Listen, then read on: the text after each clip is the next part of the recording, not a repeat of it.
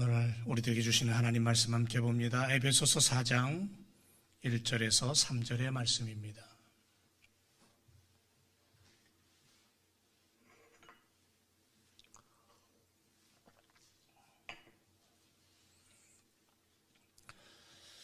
에베소서 4장 1절에서 3절 말씀을 우리 함께 읽는 시간 갖도록 하겠습니다. 다 같이 시작. 그러므로 주 안에서 갇힌 내가 너희를 권하노니 너희가 부르심을 입은 부름에 합당하게 행하여 모든 겸손과 온유로 하고 오래 참음으로 사랑 가운데서 서로 용납하고 평안에 매는 줄로 성령의 하나 되게 하신 것을 힘써 지키라. 아멘.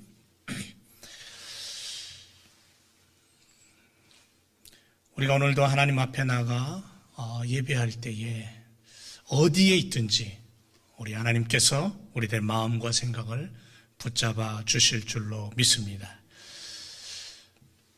하나님께서 우리 믿음의 사람들이 복 있는 삶을 살기를 원하십니다. 그래서 성경은 시편 1편에 복 있는 사람은 악인의 길을 쫓지 않고 죄인의 길에도 서지 않고 오만한 자의 자리에도 앉지 않는다고 말씀합니다. 그리고 하나님의 말씀을 즐거워하고 그것을 주야로 묵상하는 삶을 살게 된다고 말씀하고 있습니다. 이렇게 복 있는 인생을 향한 하나님의 축복은 뭐냐면 형통입니다. 시절을 쫓아 과실을 맺고 마르지 않습니다. 의인의 길에 서서 하나님께서 인정하시는 삶을 살아가게 됩니다. 그래서 복 있는 삶은 늘 주님과 함께 일하는 자세가 필요하죠. 주님과 함께 일하는 자들은 주님께서 부르셨다라는 그 부르심에 대한 사명을 가지고 하나님의 영광, 생명의 일을 허락하심에 대한 감사를 가지고 살아갑니다. 그래서 우리를 부르신 그 부르심에 합당한 삶을 살기 위해 주님과 함께 동행하며 주님의 나라, 영원한 하나님의 나라의 일꾼으로 살아가는 줄로 믿습니다. 부르심을 입은 성도들이 이 땅에 살아갈 때에 그 부르심에 합당한 삶의 자세가 그래서 필요하다고 사도 바울은 우리에게 말씀하고 있죠. 지난 시간까지 부르심에 합당한 삶이 뭐냐? 겸손이다. 겸손하게 살아라. 두 번째는 온유하게 살아라. 그렇게 말씀했습니다.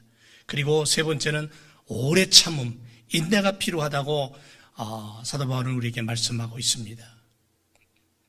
이 교훈의 말씀을 우리 안에 담고 우리가 하나님의 자녀됨을 흡수하고 그 부르심에 합당한 자로 서서 이 땅에 하나님의 아들과 딸로서 당당하게 살아가야 될 줄로 믿습니다.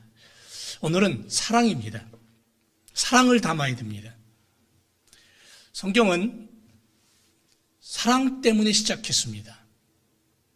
천지창조, 노아 홍수, 아브라함을 부르신 것, 동정녀 탄생, 십자가의 죽으심, 그리고 부활하심, 다시 오심과 약속하신 그 재림의 약속까지 성경의 모든 사건 하나하나가 하나님 아버지의 사랑 때문이라는 것을 우리는 기억해야 될 줄로 믿습니다.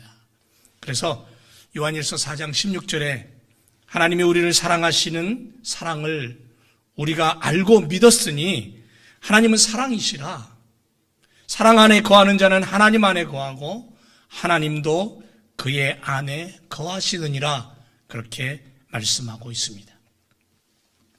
우리 모두가 다 알고 있듯이 지금 우리는 힘들고 답답한 그런 시간들을 보내고 있습니다. 코로나19에 감염된 분들, 또 그 가족들, 얼마나 힘들고 얼마나 아픈 그러한 고통의 시간을 보낼지 우리는 가히 짐작을 해봅니다.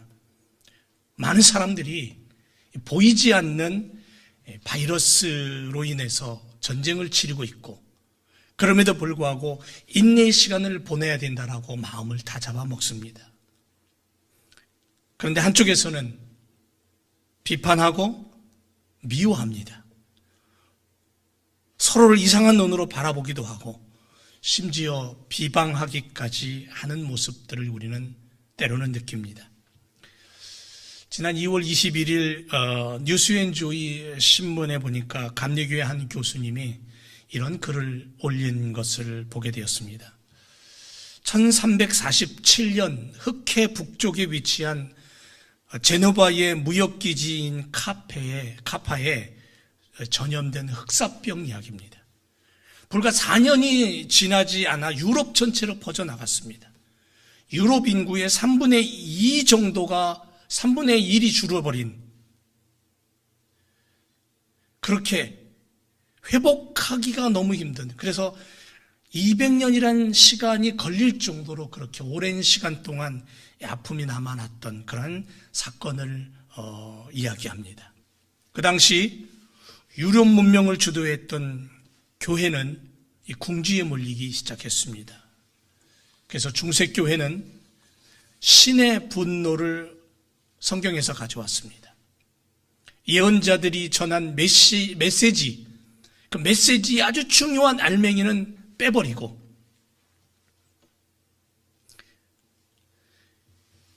그 알맹이에다가 정작 자신의 죄가 아닌 이교도와 유대인의 죄로 집어넣어서 신의 분노를 빙자한 혐오 시대로 만들어버렸습니다. 그래서 유대인과 동성애자들 마녀 흑사병의 원흉이라고 지목을 받았고, 병의 고통으로 죽어가는 자들은 그들을 저주했고요, 가족들은 분노했고, 하지만 병의 원흉을 심판하기 위해 모인 기도회를 통해서 오히려 더 그 흑사병이 번져나갔다라는 사실을 이 교수님이 얘기합니다. 그렇게 유럽 인구의 3분의 1이 죽어갔어요. 흑사병은 잠잠해졌습니다. 시간이 지나니까. 하지만 혐오라는 질병은 더욱더 기세등등하게 유럽 사회를 휘감았답니다. 결국 병들었던 교회는 그렇게 또 다른 질병, 또 다른 바이러스인 혐오라는 것을 키워냈다, 그렇게 이야기합니다. 며칠 전 뉴스를 보니까 미국을 비롯해서 한국 등 여러 나라에서 이 백신 개발이 많은 진전을 보였다라는 뉴스를 들었습니다. 수개월 안에 이 코로나19 바이러스를 잡을 수 있는 치료법, 백신이 개발될 것 같습니다. 시간 문제라고 합니다.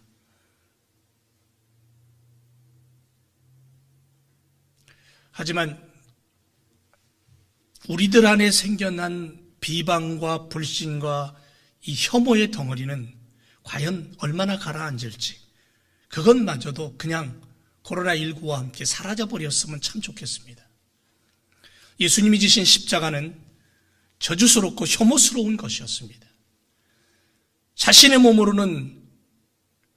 몸으로 노예보다도 더 비참한 모습으로 그 처형 현장에서 그렇게 죽어갔습니다.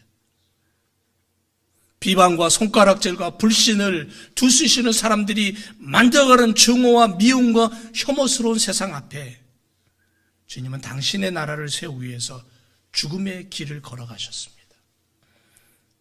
그러면서 주님은 우리에게 그렇게 말씀합니다. 이것이 내 나라가 아니다라고. 주님은 지금 우리들을 향해서 하나님의 나라가 어떤 것인가를 보여주라고 말씀하고 있습니다. 너희가, 십자가의 사람들이, 하나님의 자녀들이 십자가 지고 골고다 올라가신 그 주님이 세우시기를 원했던 주님의 나라가 어떤 것인가를 너희가 보여주는 삶을 살아가라. 비방과 혐오는 더 큰 바이러스입니다. 교회가 교회되고 성도가 성도되어서 하나님의 형상을 회복하는 것이 하나님의 뜻입니다.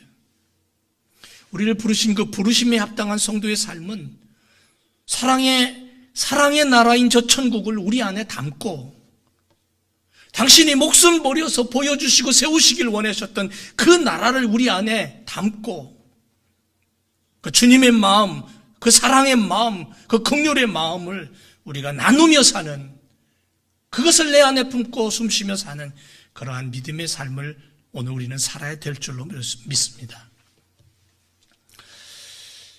성도의 삶은 비난하고 미워하고 혐오를 분무기로 뿌리듯 세상을 향해서 토해낼 것 같은 그런 삶이 아니라 이런 재앙을 만나면, 오늘 같은 아픔과 고통과 두려움을 만나면 믿음의 사람들은 어찌해야 될지 주님 앞에 겸손히 엎드려 주님 어떻게 하면 좋습니까? 라고 묻고 응답의 길을 찾아서 살아가는 그러한 때인 줄로 믿습니다.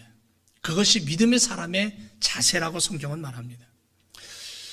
지난 시간에 솔로몬의 고백을 우리가 들었죠. 고난이 다가오고 재앙이 덮쳐오면 어떻게 하라고요? 하나님을 찾아와서 엎드려 기도하라는 겁니다.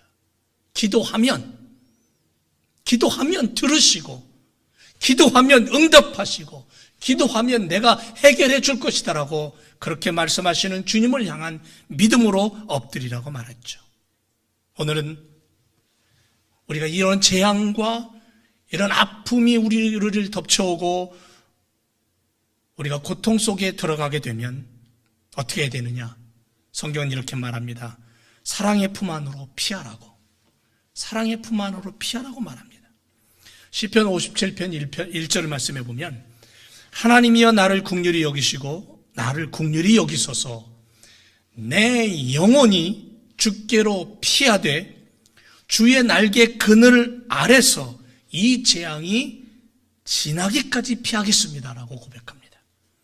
시편 62편 1절에 가보니까 나의 영혼이 잠잠히 하나님만 바라보고 나의 구원이 그에게서 나고 오직 저만이 나의 반석이고 나의 구원이시고 나의 산성이시고 그래서 내가 크게 요동하지 않습니다라고 고백합니다.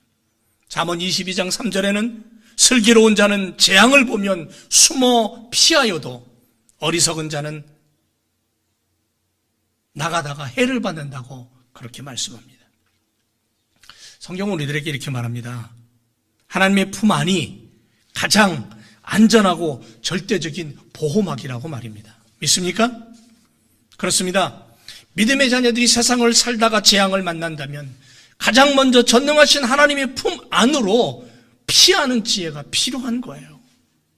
사랑의 산성이십니다. 사랑의 품 안입니다. 그 사랑의 품 안인 하나님 안으로 피하는 것만이 우리를 지키고 우리 가정을 지키고 교회를 지키고 세상을 지키는 그러한 보호의 지름길이라는 겁니다. 여러분, 재앙을 피해서 사는 길을 택하는 것은 용기하고는 전혀 관계가 없습니다.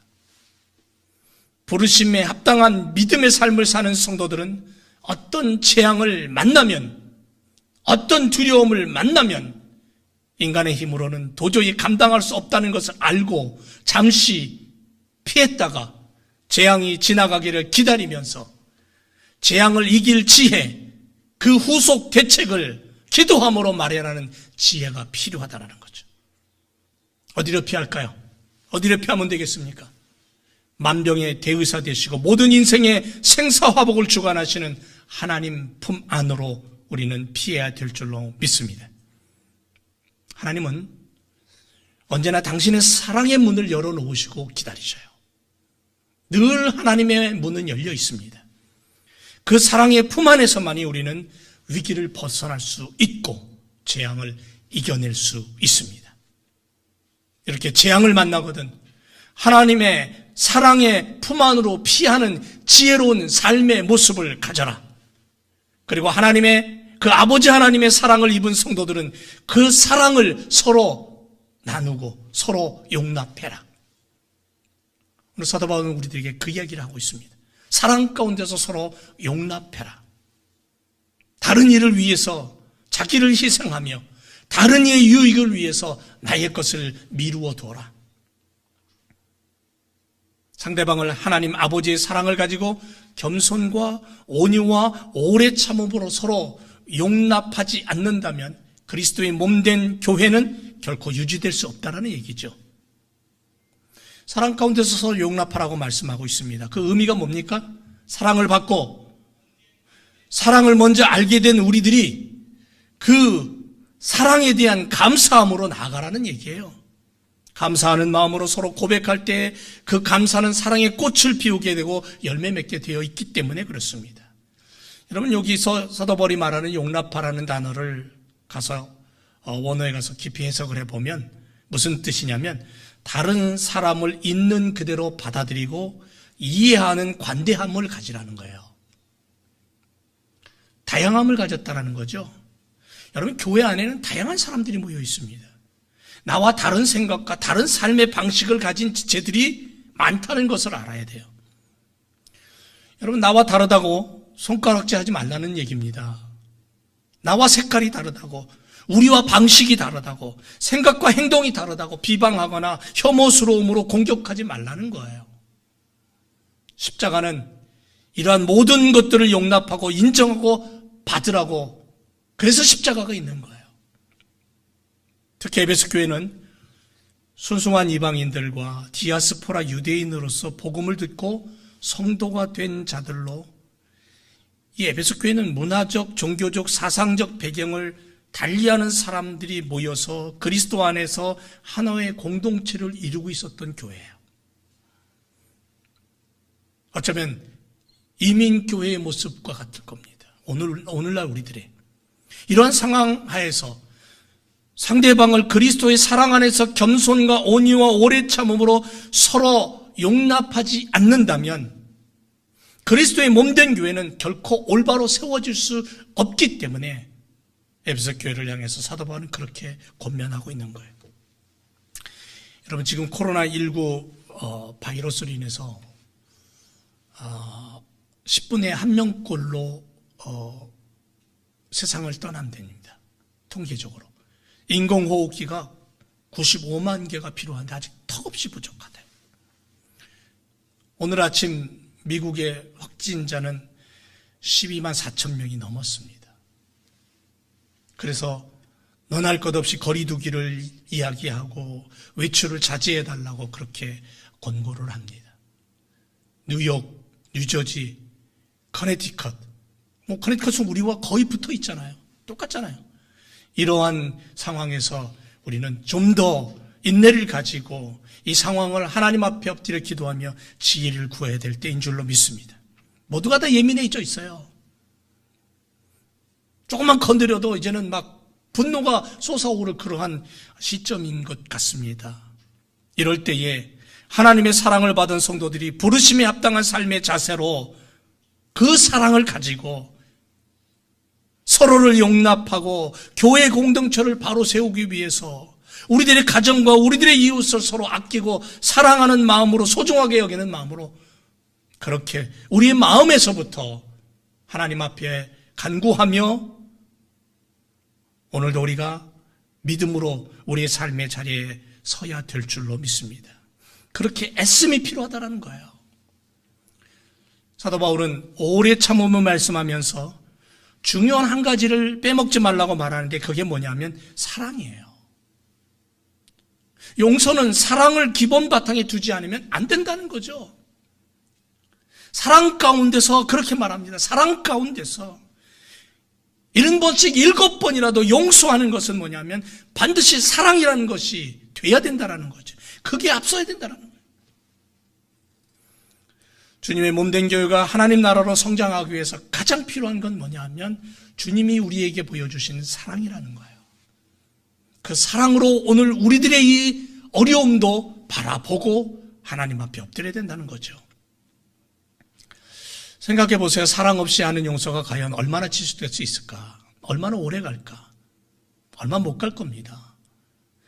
인간은 얼마 못 가서 우리가 하나님으로부터 받은 그 사랑을 깊이 담지 않으면 결국 인간은 폭발하고 말 것입니다. 그러나 사랑 가운데서 오래 참고 용납하게 되면 어떻게 됩니까? 완전함을 이루게 되죠. 하나님의 뜻을 발견하게 되죠. 하나님의 손길로 어둠이 떠나가고 어려움이 해결되고 고통이 사라지게 되는 것입니다. 사랑하는 저희 교성들 여러분, 결코 억지로 마지못해서 참는 것은 주님이 원하는 방법이 아니죠. 참아도 넉넉히 참고 모든 겸손으로 온유함을 가지고 인내한다면 우리는 반드시 하나님의 사랑의 품 안에서 그것이 얼마나 안전하고 얼마나 보호를 받고 있는가를 느끼면서 우리는 이 코로나의 어려움을 충분히 이겨낼 줄로 믿습니다. 사랑하기 때문에 참고, 사랑하기 때문에 견뎌주고, 사랑하기 때문에 미움과 혐오 대신 불쌍히 여기고 긍휼히 여기는 마음으로 기도하며 격려하고 위로할 수 있는 우리들의 모습을 가져야 될 줄로 믿습니다. 주님 오늘 우리에게 이렇게 묻습니다. 너희는 나의 마음을 가지고 숨쉬냐? 방에 콕 틀어박혀서 이러지도 못하고 저러지도 못하고 하는 지금 너희들의 삶 속에 과연 너희는 내 마음을 너희 속에 담고 있느냐? 이 음성이 우리의 마음에 들려온다면 우리는 주님과 함께 충분히 이 시간들을 이겨내게 될 줄로 믿습니다. 사랑 가운데 서로 용납하는 마음으로 우리 앞에 놓인 코로나 바이러스라는 벽을 대한다면 산성이시고 요새이신 아버지 하나님의 품 안으로 피하여 우리를 보존하고 그 하나님과 함께 이 시간들을 보낸다면 우리는 충분히 하나님이 하셨어, 하나님이 우리의 기도를 들으셨어라고 간증하는 시간이 머지않아 다가오게 될 줄로 믿습니다. 사랑하는 제일교회 성도 여러분, 사랑 안에서 서로 용납하는 부르심에 합당한 지혜로운 하나님의 일꾼으로 어둠의 터널을 지나고 있는 우리 모두에게 하나님의 긍휼하심으로 사랑의 기도, 사랑의 고백이 전화로라도 카톡으로라도 나누어지기를 주님의 이름으로 소망을 합니다. 그리고 머지않아 이 터널이 끝나고 이 재앙을 주님 안에서 이겨내고 우리가 노래하는, 그리고 만나서 함께 얼싸안는 그러한 시간을 갖게 될 줄로 믿습니다. 이런 시간들을 보내다 보니까는 이게 함께 모여서 커피 한 잔을 나눈다는 것이 얼마나 복된 시간인지 다시 새삼스럽게 느껴요. 그런 시간을 소망하면서 우리 제일교회 성도 여러분들이 무덤 문 열고 부활하셔서 죽음을 이기시고 죄와 어둠을 이기시고 승리하신 그 승리를 선포하신 그 주님과 함께 이 코로나 바이러스를 이겨내고, 그리고 우리도 주님이 주신 그 승리의 노래를 부르며 함께 모여 손을 잡고 함께 허그하고 함께 음식을 나누며 함께 예배드리고, 그렇게 하나님의 교회와 가정과 우리의 삶을 하나님의 자녀됨을 가지고 살아가 부르심에 합당한 믿음의 삶을 간증하는 삶, 그러한 인생, 그러한 하나님의 자녀로 오늘도 우리가 서서 달려가야 될 줄로 믿습니다. 기도하겠습니다.